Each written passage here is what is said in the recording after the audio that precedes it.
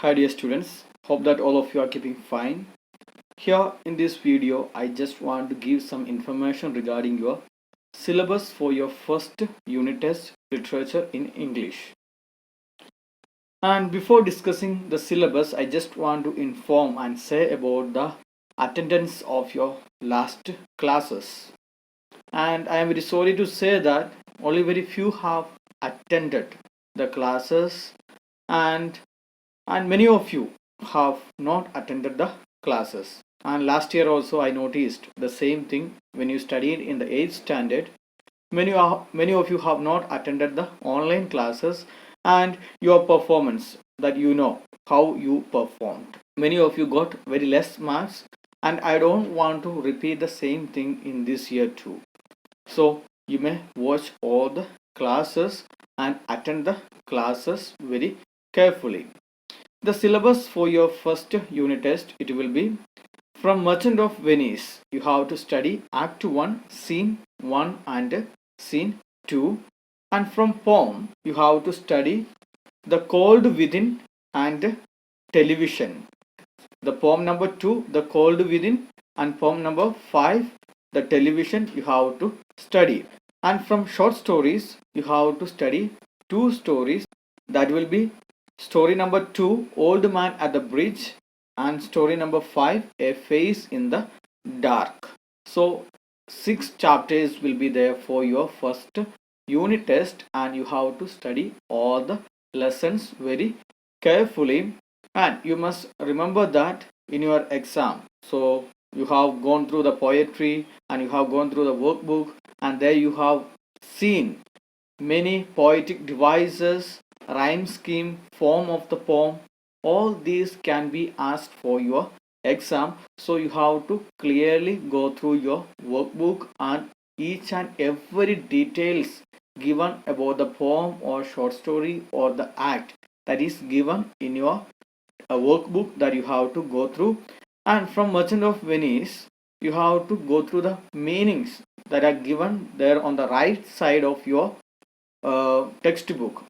Sometimes meaning also can be asked in your exam, so you have to study very well and carefully, and you have to go through each and every point that is given in your textbook and workbook, and you have to follow the classes.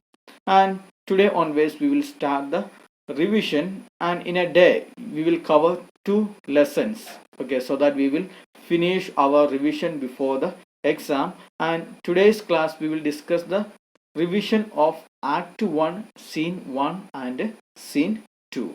So you may watch the video carefully, and if you have any doubts you can just message me.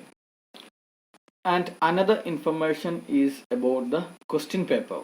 Already I had explained in your class about the question paper, and the question paper will be slightly different from your last year's question paper. And here you will find, when you get the question paper, you will find that there are 9 questions and there are 3 sections too. And out of these 9 questions you have to attempt 5 questions. It is compulsory that you must attempt 5 questions, and each question that carries 16 marks, okay, 16 into 5, 80 marks. So the exam will be out of 80. So out of these 9 questions you have to attempt 5 questions. And as I told you, there are 3 sections: section A, section B and section C. And here in section A the questions will be from Merchant of Venice, and section B the questions will be from poem, and in section C the question will be from short story. And when you write the answers, then you must attempt at least 1 question from each section, and then from any 2 sections you can attempt the rest of the 2 questions. So total 5 questions you have to attempt. So out of these 5 questions, 3 questions that must be from different sections. From section A, section B and section C, you must attempt at least 1 question. Then the next 2 questions that you can take from section A or B, section A or C, section B or C. So that is the pattern of your question paper. So when you get the question paper, you read the questions very carefully, because sometimes there may be some confusing questions, so you must read the questions carefully and then only start writing the exam. And I hope that the pattern is clear to you, and go through the lessons and study well. And if you have any doubts regarding any topics, then you can just send a message to me. Now we will have the revision of Act 1, Scene 1. Here in this particular scene, the main character Antonio is presented in a sad mood or melancholic mood, and he himself doesn't know the reason for his melancholic mood or the sad mood. Then few friends, Saladino and Saladino, come and says some of the reasons for the sad or melancholic mood of Antonio, but Antonio doesn't agree with the comments given by Saladino and Saladino. And then few friends of Antonio come there, like the close friend Bassanio, Graciano, Lorenzo. And Bassanio comes there with a particular purpose. He needs some money in order to go to Belmont and in order to marry a rich lady there in Belmont. Bassanio comes with a few friends, and among that Graciano also trying to find out some of the reasons for Antonio's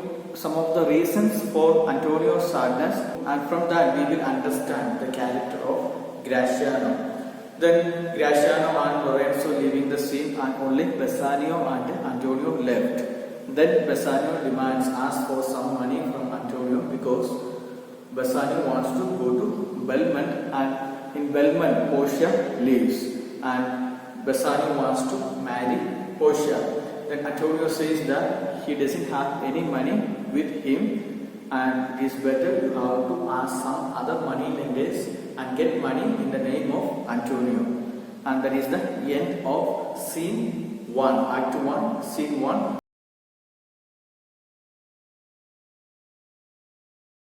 Hi students, in today's class we will have the revision of Act 1, Scene 2. This scene takes place in Belmont, a room in Portia's house. The main characters discussed in this scene are Portia and Nerissa. Portia is the rich and beautiful heiress who resides in Belmont, and Nerissa is the maid or the servant of Portia. In Act 1, Scene 1, we had seen that Antonio is presented in a melancholic mood or sad mood. In Act 1, Scene 2, Portia also is presented in a sad and melancholic mood. And the difference between the sad mood of Antonio and the sad mood of Portia is that the first one, Antonio, he was not knowing the reason for his sadness.